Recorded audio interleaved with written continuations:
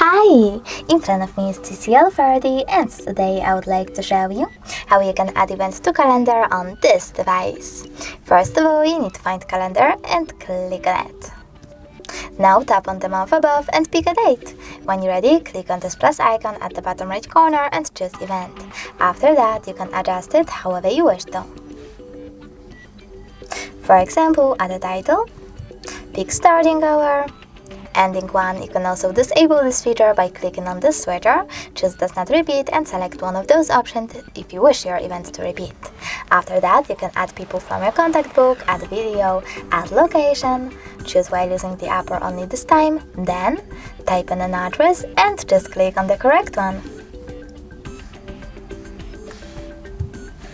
Now you need to set up notifications minutes, hours or weeks before your event, add attachments, take notes, and even change color.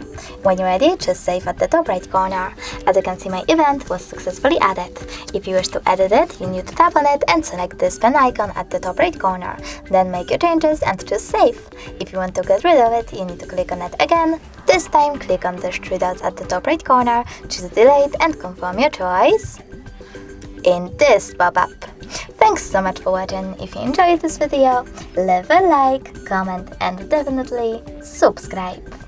Bye!